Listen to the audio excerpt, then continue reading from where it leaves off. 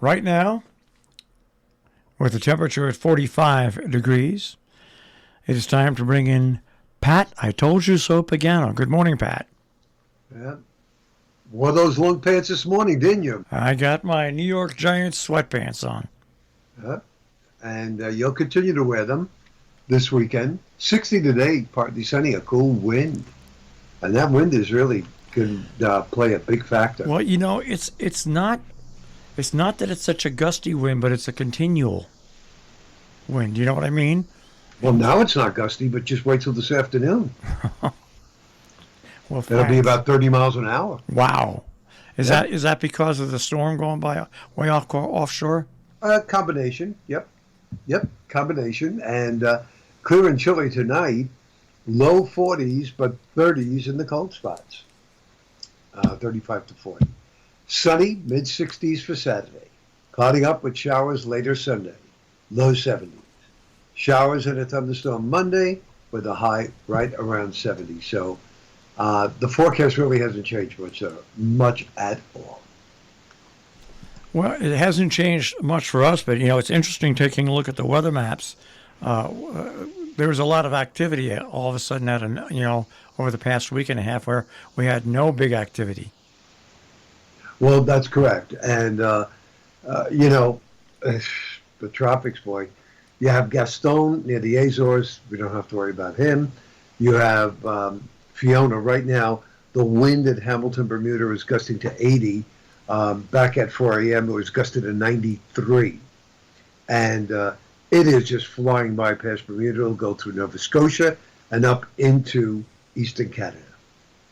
New tropical depression west of the Leeward Islands will likely become Hermine, and it will move across Cuba on Monday and then head for Florida. After that, we'll have to see what happens. But right now, it looks like it could cut right across Florida, and it should be a hurricane by then as well. And back of that, there are two other systems. One in the south central Atlantic. They haven't really put a lot of emphasis on that, but the one off the African coast, that has a very good chance of developing and becoming also the next named storm. So we have lots and lots and lots of stuff to track. It's funny. The officials in Canada are really bracing for Yeah. this. They expect a combination of weather conditions in this part of Canada that the Nova Scotia area, that they've never experienced before. Yeah, I know. Well, here we go. The extremes are now the norm. Yeah. See, this is what it's going to be like, and that's why I'm having such a tough time with the winter forecast. Because again, I know there's going to be a La Nina. It's going to be a La Nina winter. Normally, that means cold and not so much in the way of storms. But I have seen La Nina winters that produce one or two huge storms during the wintertime. So even that is not cut in stone. And there's a lot to talk about. So we'll work on that. I'll let you know when that's all ready. And the other thing that I wanted to tell you is that I watched episode 4 of The Patient with Steve Carell. That's on Hulu. Yep. Phenomenal. This is just phenomenal. You could binge watch that up to 4, but to get to 5, you have to wait till next Tuesday. Every Tuesday is a new episode, so you may want to watch up to 4 now and then do like I do every week, or you may want to wait another month and have all of them there so you can binge watch. But it is phenomenal, and he is great in it. He plays a Jewish psychiatrist, and he is phenomenal. He's phenomenal. I really, I put myself in his place now that I have to memorize 17 lines for tomorrow, for our movie, and I put myself in his place and I say, boy, this is so much harder than it looks. It is really, not only do you have to remember lines, but remember the lines, executing them, and acting at the same time.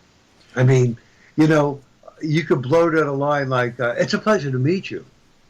But if it sounds like you're reading or memorizing it, it's just not going to be good. Yeah. So it's got to be very natural. And I gained a lot of respect through this series for Steve Carell. He has done some other work What? that I liked, Well, but this one very good. well, the thing about Steve Carell, what he's showing is he always had that smooth comedic tilt, okay, where he could deliver humor, whether it be dark humor or just out and out silly humor, okay. But when you can then take that talent that you have and play a totally different character that's 180 degrees opposite of what people expect you to do and pull it off because people expect you to be a certain way. Right. That's why I like Tom Hanks so much. There's some great actors out there, young actors, the young. I mean, compared to the golden age of Hollywood, but they can take so many different diverse roles, and they make you believe, and you don't stick with what they used, what their previous role was. That's the big talent that Steve has as a comedian to go and be and do a serious role. Yeah.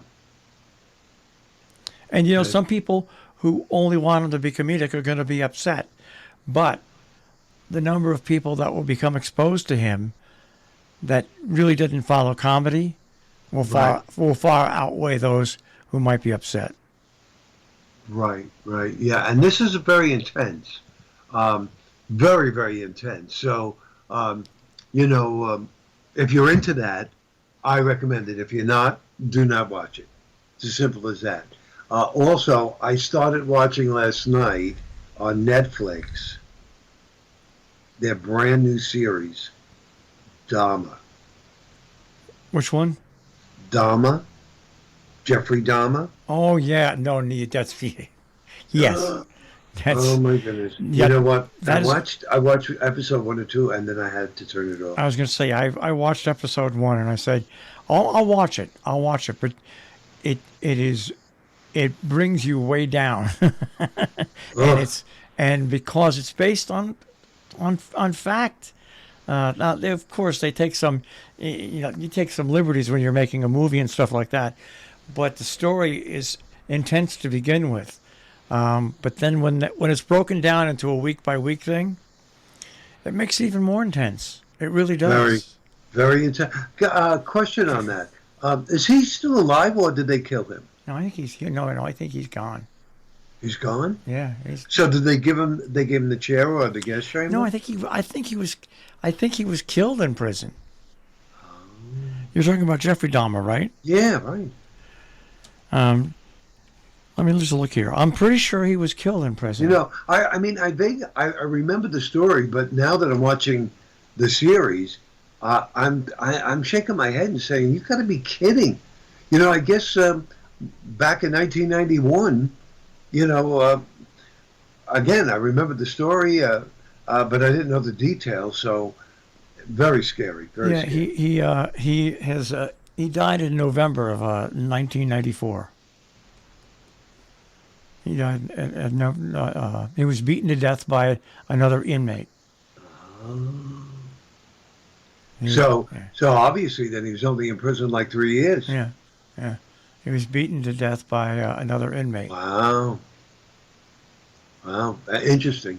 Well, they always, there's that weird thing that if you go into prison and you're a child abuser or you kill children or that the prison population has always been is out to get you. Right. I don't know if I believe that. I think they're just out to get people. They don't, somebody comes into their midst and they don't like them. They don't like them. They just say, you know what, we don't need this guy around. And there's, and as prison officials, people blame prison officials. You can't. How can you? You can't control everything that goes on every second in a prison. I wouldn't want that job. I know someone up at the lake who was retired now, who was a prison guard, and he doesn't even want to talk about the stories. And I've got a friend who's a musician who was a prison guard, and they can't carry guns. They can't carry guns in a prison. The guards, because if they get overpowered, you can imagine what would happen, and you're dealing with the worst of the worst. Yeah, really. You got to give prison guards just so much credit. Just so much credit. You talk about a tough job. But That's a anyway, tough one. yeah. But Dahmer was summarily executed 3 years after he went into prison. Wow. Interesting. So that makes. We'll see if you make it through it. We'll see if you go back to week to watch it. We'll see. I think you will. I think you're in the back of your mind. I think you're hooked a little. Yeah, I want to say, I'm glad, they showed him getting caught in the first episode, but of course, the second episode, it goes back. Yeah, and it starts retracing. Yep. Yeah. And, but I'm glad they caught him and that one guy escaped. I mean, I was sitting at the edge of my seat and, I vaguely remember that also, but, and then I catch myself and say, Pat, this is real. This is real. So, it's not fake. So, Yeah. All right. But anyhow, back to the weather. It's cool. It's fair. It's dry through Saturday. Showers Sunday, late, and Monday. All right. And my advice to you is if you're going to watch that series, watch it in the afternoon on a weekend. Yeah, well, I can't do that this weekend because No. yours truly will be in front of the camera all weekend long. I'll let you know how that goes. All right, well, that's it. And hopefully this will be your, next to last week of filming? If all goes well, if we have a weather problem next weekend, then it gets postponed to the Columbus Day weekend. All right. Well, I want you to have a good weekend, and we won't speak to you Monday, right? No, Dan Henry will be here, so I'll see you on Tuesday. All right, Pat, have a great weekend. You do the same. Bye-bye. Take care. Pat Pagano this morning in the Weather Center with our forecast here on The Breakfast Club on Robin Hood Radio.